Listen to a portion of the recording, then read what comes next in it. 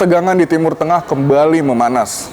Gencatan senjata yang baru saja disepakati antara Amerika Serikat, Israel, dan Iran kini terancam runtuh. Iran menuding Amerika Serikat dan Israel telah melanggar kesepakatan setelah serangan militer tetap berlangsung di kawasan Lebanon. Gencatan senjata yang dimediasi sejumlah pihak internasional semula diharapkan menjadi jalan keluar dari konflik bersenjata yang telah berlangsung selama berminggu-minggu. Kesepakatan ini bahkan disebut sebagai peluang untuk membuka jalur diplomasi baru, termasuk rencana perundingan lanjutan di Islamabad, Pakistan. Namun, harapan itu memudar setelah Israel tetap melancarkan serangan udara besar-besaran di Lebanon hanya beberapa jam setelah gencatan senjata diumumkan.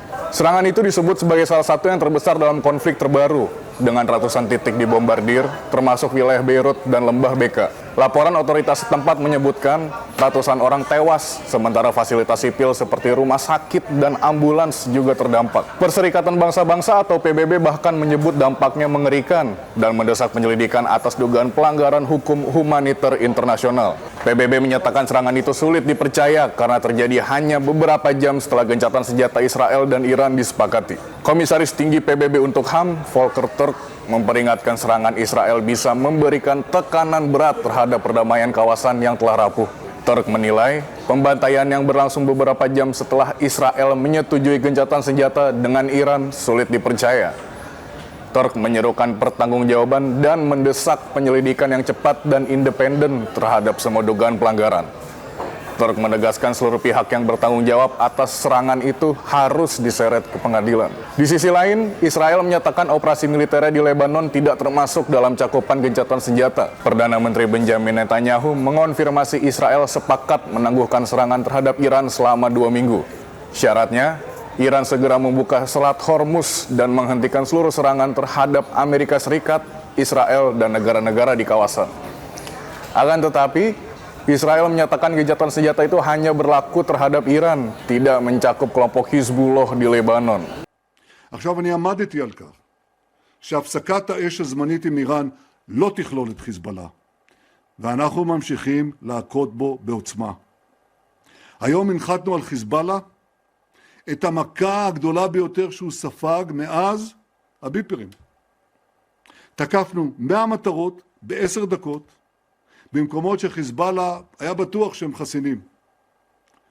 תושבי הצפון הנפלאים, אנחנו מחויבים להחזיר לכם את הביטחון. Sementara itu, Iran memiliki pandangan berbeda.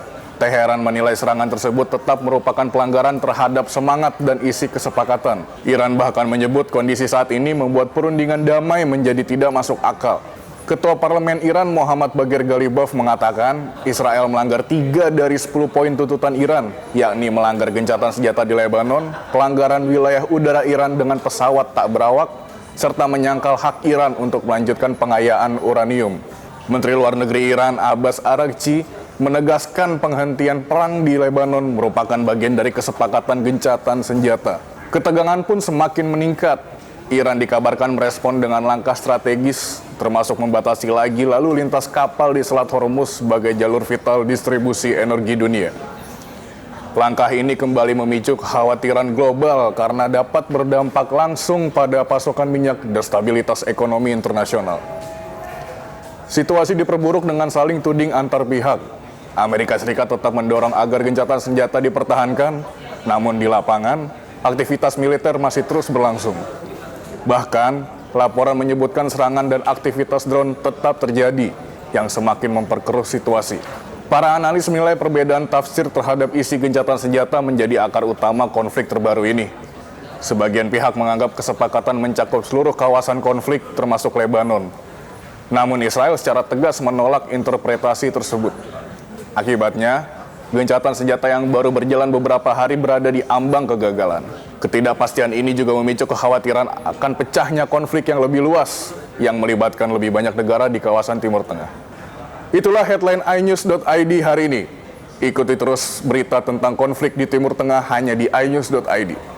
Saya Rizky Agustian, sampai jumpa.